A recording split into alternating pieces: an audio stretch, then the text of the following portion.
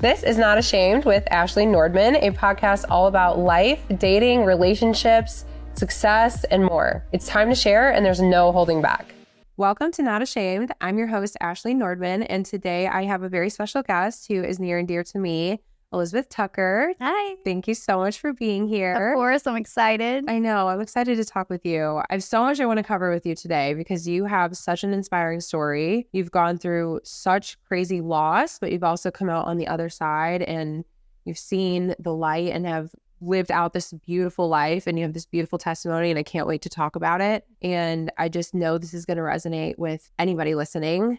If you've gone through heartbreak or been through a loss or even had just like that earth-shattering moment where your entire future changes from one situation, you need to listen in, because Elizabeth's life completely turned upside down in the blink of an eye one day. And to see her rebuild and come back better and to be as strong and amazing and to be like changing lives the way she is, it's really, really inspiring. So why don't you introduce yourself, Elizabeth? Tell me about you. Who are you? What do you do? Oh my gosh, that was heavy. My story starts really back in 2016. I was married to Blake Snyder. He was a police officer for the St. Louis County Police Department. And unfortunately, in October of 2016, he was shot and killed in the line of duty. In a blink of an eye, like you said, my life was turned completely upside down. You know, I became a widow. We also had a 2-year-old son at the time. So he lost his father and I lost my best friend. So ever since then, I have been working to rebuild my life and help others on their grief journeys, as well as helping myself and just finding joy in life again. And you've done such an incredible job of doing that, like sharing the ups and downs. I mean, it was almost 8 years ago, and it almost feels like, I have goosebumps talking about this. It feels like it was literally yesterday. Yeah. Because there's so much that is constantly being brought up from this event. And I think that speaks volumes to like who Blake was. Because I moved to St. Louis in 2017. So a year after this happened. Yeah. And ironically, I lived right down the street from where this occurred. I lived in South County. I ran at the very park that is now called the Blake Snyder Memorial Park. Wow. Yeah. I ran there. I've rollerbladed there. Like Cool. Yeah. And so it's small world. It is a small world. And I actually like knew of Blake before I knew of you. And it's just wild to see like how much that impacted the community, because to this day, like he will never be forgotten. There's a highway named after him. There's a park named after him. There's constantly events that are being hosted for him. I go to the First Form Backstoppers event every year in honor of Blake. Like it's just crazy, like knowing that it was that long ago, but it also does not feel like that at all. Right. And you have been so like involved and just like never letting his name go, and with helping other people who have gone through what you have. I feel like our story resonated with a lot of people. You know, I was young. I was 24. We had a 2-year-old. He was young. He was only 33. So our story kind of blew up in the St. Louis area, but everywhere in the nation. And a lot of people could relate to our life. And it kind of put a spotlight on law enforcement and the people behind it, because whenever you're not part of the law enforcement community or family, a lot of people don't really understand it, and they don't really understand that there's families behind those guys and those women. So I, in that moment, wanted to bring attention to what goes on behind scenes, behind the men and women in the front lines. And losing my husband in this way was a really, really big deal. And I wanted the public to see that, and I wanted them to see the human side of cops. So that's a good way to put it, like the human side of things. Yeah, they are humans. Yeah. And I mean, I was married to a cop, so I know that life. Like I know it's difficult, and a lot of people don't understand it. Yeah, and I think that's why the community is so strong, because the people that are in it get it. And unless you live it and you are a spouse or a relative that has been involved with someone who is in that line of work, you don't understand the real fear that you have every day of them going on their shift, of the phone call you might get. Of, you know, you hear the sirens, you're like, oh my gosh, is that my husband? Is that my son? Is that my cousin? Is, you know, whoever. Like I was constantly checking the scanners, like always on the Facebook group, seeing what was going on, because it's scary. They're literally running towards the problems in this world that I'm trying to stay away from. You know, so it's very, very scary. Yeah, it was difficult. And, you know, that day, worst day of my life, obviously. And getting that phone call, it was 5:30 in the morning, 5:30ish. Oh, is that early? Yeah, he worked nights, so he was about to get off shift. He was They only work 6 to 6, right? he worked at 10 at that point, so 10. So they had 3 shifts. So he was working like 7 to 5, something like that. No, 8 to 6. That's it. Because he was almost off, but he loved it. Like he loved working nights. He was Cubs love working nights for whatever reason. well, he more thrilling. I don't know. I don't. Our schedules like were crazy with each other. Like I would be leaving for work as he was coming home, so that was kind of always a spot of tension in our marriage. Like I feel like most of our fights that we would ever have were over our schedules. Yeah. Because I feel like he was just gone all the time or I was gone and we weren't really seeing each other that much. So the schedule part of law enforcement, I think a lot of cop wives, cop husbands can relate to and understand because it's hard. so difficult. Because they're sleeping when you're awake. Yeah. And they're, you know, it's hard to coordinate anyway, where they're like a zombie when they try to get up early. Exactly. And then he'd work 3 days in a row and he'd be off 4. Then he'd work 4 in a row, he'd be off 3. So it's not, you don't have a set schedule every month. And it was just chaos. Kind of difficult. Difficult life to live, but we made it work. So okay, so tell me about that day. Like did you say goodbye to him that night thinking, you know, it's just a normal day? Yeah. So the night before was pretty typical for us. He said, love you, bye, kissed me, kissed Malachi and left, right? And I put Kai to bed. I went to bed and then I got a call around 5:20, 5:30 in the morning from my brother, who was also a St. Louis County cop. Oh, yeah, I remember. Yeah, he was on the TAC team. And I'm like, Justin, what are you calling me? It's 5:30 in the morning. He's like, Elizabeth, something's happened to Blake. I need you to get up, get Malachi up, get yourself together. I'm on the way to get you. Like, I'm picking you up right now. And I wasn't fully awake at that moment. So I was like, this is weird. So I hung up the phone. I started to get us together, you know, and it didn't process what was happening. So I was like, wait a minute. So I called him back. And I said, what is going on? Like, what? Did he get shot? And Justin goes, yeah, he's been shot. That's all he said. And I was like, okay, all right, I'll be ready when you get here. And I hang up the phone. It still didn't process. I was like, in my brain, I'm like, he got shot in the leg or got shot in the arm, but he's fine. Like, that was kind of what my brain was thinking. Yeah. And my brother gets there and he had called my sister. And my sister came over to ride with us, which should have been another indicator that something bigger was happening, but I didn't get it still. We all pile into the cop's SUV. And we were flying down the highway, like 120 miles per hour. Never been in a car so fast.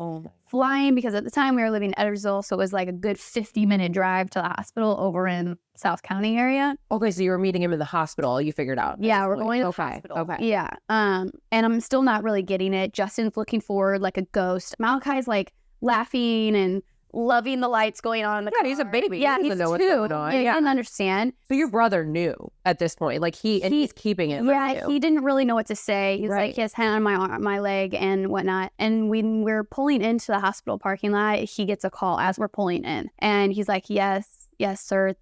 Yes, I understand. He hangs up. And I was like, what just happened? Is he dead? That's what I said. And he just looked back at me and he put his hand on my leg and he was like, I'm so sorry, Elizabeth. Yes. I'm like, okay. And then my body kind of just went into shock. I literally shock. I didn't know what he had just said to me. And then we're getting out of the car and there's cops everywhere from every department in this parking lot. There's cops over here crying. There's cops over here crying.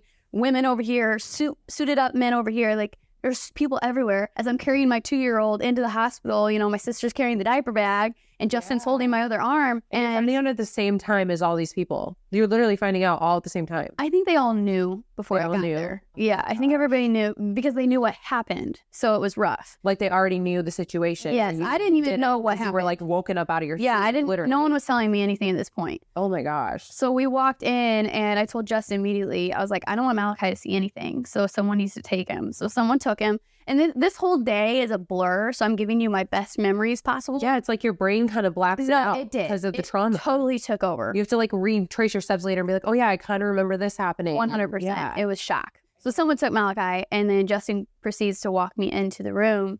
And it was really hard to see him how he was. So turns out once they told me what happened, he went to a domestic disturbance call this guy was harassing his ex-girlfriend at her mom's house. Yes. And the mom called the cops. And Blake shows up. It wasn't even actually his call. He picked it up from his friend because he's like, I'm close. I'll go get it. So he shows up. He had dealt with this guy before, so he knew him. Yeah, he was younger. He was like 17, 18. Trenton, right? Yeah, his name's Trenton. So he's like, I'll deal with him. It's okay. So he gets out of his car. The kid is already in his car with his door like cracked. In his own vehicle. In his own vehicle. Okay. And Blake gets out of his vehicle to walk up to the guy in his car. And Blake's doing all the things that he should. Like, he's walking up, he's talking to him, he's watching him, and just without provocation or anything, he just jumps out of his car and shoots Blake in the face. So it was immediate. Like, Blake died right then and there. So that's what they told me. But when I walked into that room at the hospital, what was the hard thing, like, he was covered, you know, like a sheet all the way up to like his lip because he was shot in the chin. So they had covered him like all the way up to his lip. And I like collapsed. Someone caught me. I don't know who caught me, but they put me in a chair, and I can't describe the shock, because when you see something like that and you're experiencing something like that, your brain really does take over. Like, your body takes over. And I was just sitting there, I'm looking at him, and I think the hardest part was that I wanted to hold his hand. Like, I asked him, like, can I hold his hand? And they told me no. They wouldn't let you hold his hand? His body was a crime scene. They wouldn't even let you go near him? They wouldn't let me touch him. Oh my God. It was awful. I understood, because his body was a crime scene, and if we're going to prosecute this person, it had to be kept intact. I understood it, as difficult as it was, you know. That was the line of work they're in. So it is. You do see it a little differently, but man, I can't even imagine like just wanting to hold him and not really being able hard. to. It got even more hard because on my way to the hospital, I called Peggy and Dick, his parents, and I said, Blake's been shot. Like, you need to get to this hospital as soon as you can. They said yes. So they got there probably 45 minutes-ish after I got there, and they walk in, and Peggy was hysterical. Like, she threw herself on top of him, and she was trying to hug him, and then they were trying to like take her off of him, and it was just chaotic and traumatic and awful for everybody involved, and it was just so terrible. So worst day of my life, worst morning, worst call, and now I have an unlimited amount of PTSD from it. So yeah, the call that no police spouse wants to get. It was hard. Like, I know you well. Yeah. And you don't even seem like someone who has been through something like that, because you're so strong. I appreciate it. A lot of healing, lots and lots of years. Yes. Lots of praying. A lot of healing went into that. And a lot of conscious choices to heal, you know? That's the word right there, is like making the conscious effort to not be a victim of what you went through. Yeah.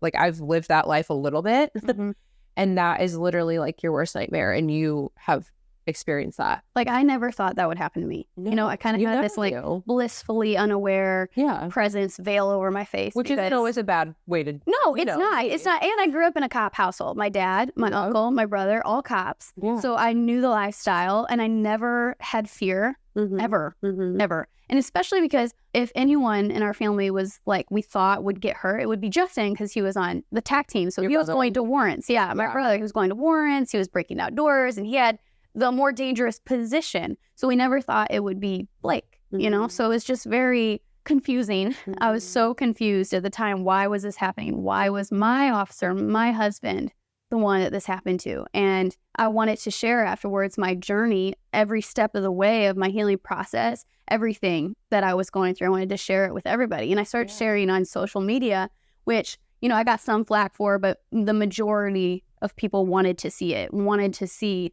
the hard behind everything I was going through, you know? I mean, I obviously share a lot on social media too, and I think there's something really healing about sharing and showing people in a weird way, like the pain and like how you're getting through it, because there's someone else out there going through something similar 100%, and they're inspired by you, or they can connect with you, and then you have that community now of people where you don't feel as alone. And I can imagine after going through that, going from literally waking up one day with a husband and a beautiful baby to then being a widow and having to go through a funeral and losing a whole family and your in-laws, and like, what do I do now? Like, that's so life-changing, and you probably felt so alone. I mean, 24 years old going through that. It was difficult. That's so crazy. It was hard.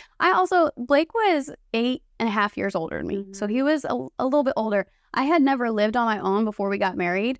And so... No way. Yeah, I was 21 when I got married. So I lived at home until then. And then went straight into being a wife. So I didn't know how to do bills. I didn't know how to do insurance, retirement, any of those big things that you should do. He did it all. He was in charge of all of that. So he's taken away. And then all of a sudden I have to learn how to live and be like an adult, you know, like someone that can take care of themselves. And it was really difficult. Thankfully, I had a really good support system within my family and my friends, and backstoppers came in really handy and helpful with counseling and finding lawyers and all of that stuff. So I did have a really good support system.